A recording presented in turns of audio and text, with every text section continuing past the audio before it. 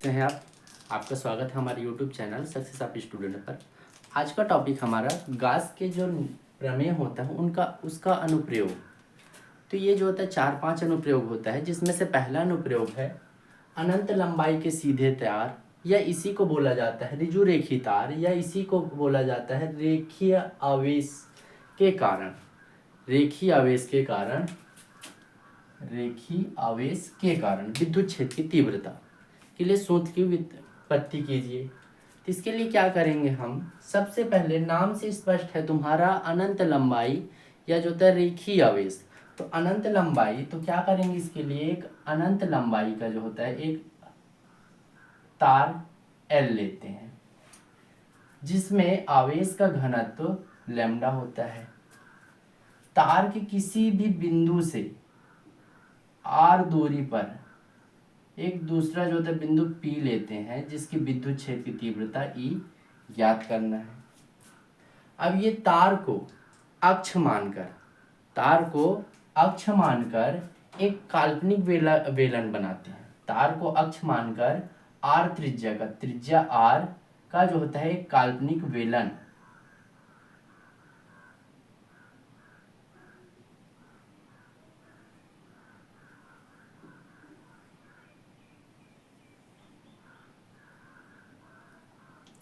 r त्रिज्या और l लंबाई के एक काल्पनिक बेलन की कल्पना करते हैं। ये कल्पना किया हुआ बेलन होता है, तार में कोई बेलन नहीं बनता। ये हम कल्पना करते हैं कि जो होता है तार के चारों ओर विद्युत क्षेत्र जो होता है एक बेलन के रूप में जो होता है फैले होते हैं। तो लिखेंगे क्या इसके लिए,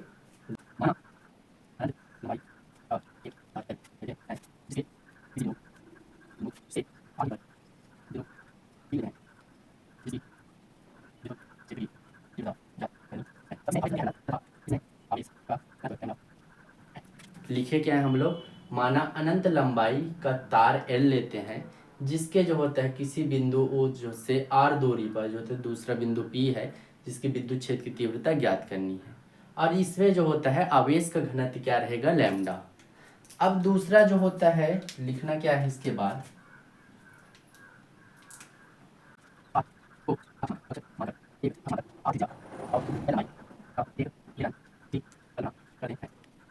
है कुछ नहीं। अब जो होता है तार को अक्ष मानकर r त्रिज्या और l लंबाई के एक बेलन की कल्पना करते हैं। इसके बाद क्या होगा कि जो हमारा इसमें तो होता है 3 पृष्ठ है, बेलन पर 3 पृष्ठ हैं, S1 S2 और ये जो होता है S3। S1 और S2 एक दूसरे के समांतर है, इसलिए इसमें विद्युत क्षेत्र की तीव्रता शून्य होता है। जो हमारा S3 है पृष्ठ, इसी के लिए विद्युत क्षेत्र की तीव्रता निकालना है। तो सबसे पहले कुल आवेश, किसमें कुल आवेश, बेलन में, पृष्ठ पर कुल आवेश का सूत्र क्या होगा, आवेश निकालेंगे तो Q बराबर घनत्व गुणित लंबाई। तो क्या होगा, Q बराबर घनत्व, इसमें क्या है आवेश का घनत्व लैम्डा, तो लैम्डा, लंबाई क्या है हमारा L, तो गुणित L, क्या हो जाएगी ये लैम्डा L। इसको दे देते हैं समीकरण पहला। दूसरे स्टेप में क्या करेंगे, गासी पृष्ठ से गुजरने वाली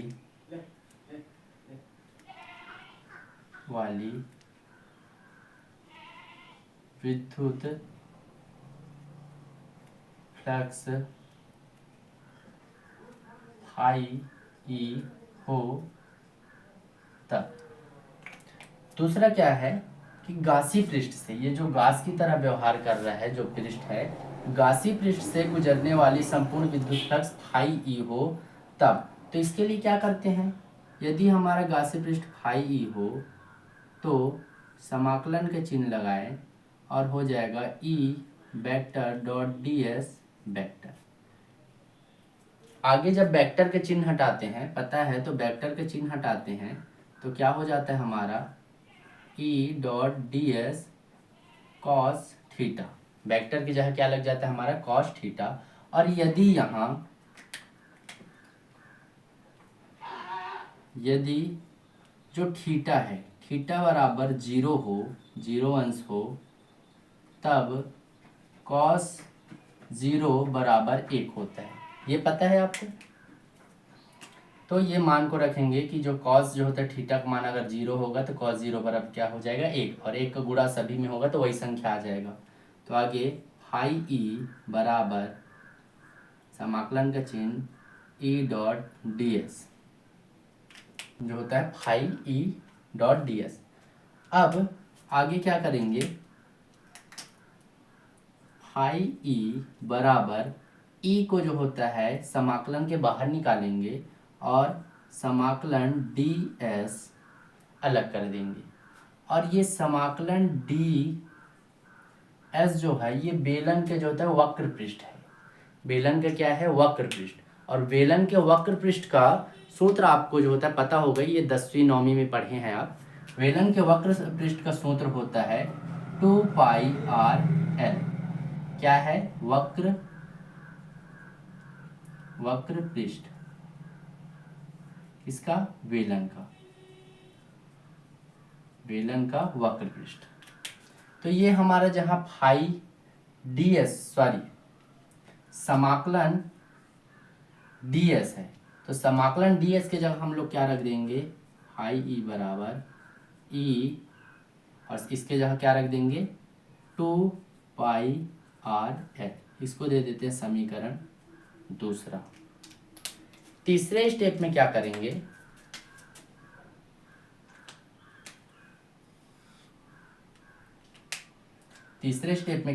जो गास का प्रमेय पढ़े हैं। अब गास का प्रमेय अगर आप नहीं पढ़े हैं तो हमारे जो प्रोफाइल में जाकर पीछे वीडियो जरूर देख लें, डिस्क्रिप्शन बॉक्स में इसका लिंक दे दूंगा, वहां से जाकर गास का प्रमेय देख लें।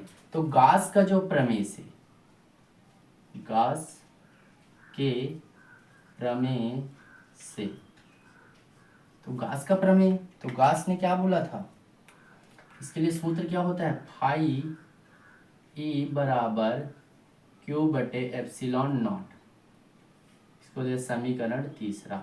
ये गास ने बोला था कि किसी बंद पृष्ठ से गुजरने वाली संपूर्ण विद्युत फ्लक्स बंद पृष्ठ में जो होता है उपस्थित आवेश का 1 एप्सिलॉन गुना होता है। ये समीकरण 3 हो गया।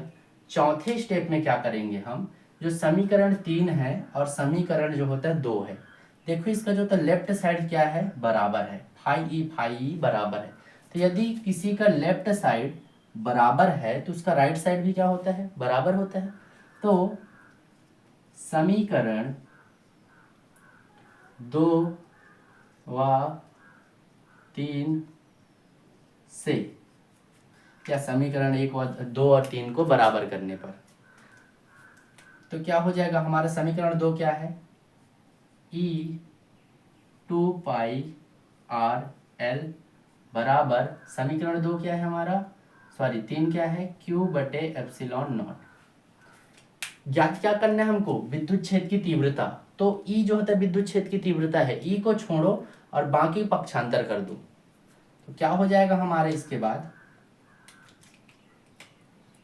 ई बराबर क्यू बटे एप्सिलॉन नॉट पहले से है और यहाँ क्या आ जाएगा 2πr_l।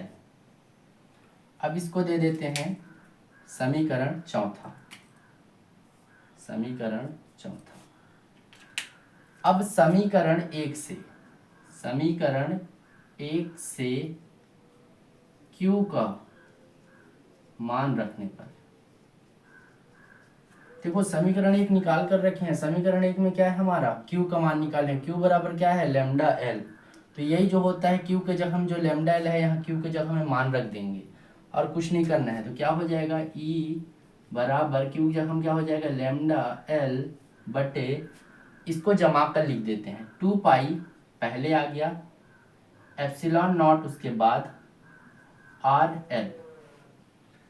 L एल क्या हो गया, कैंसिल हो गया।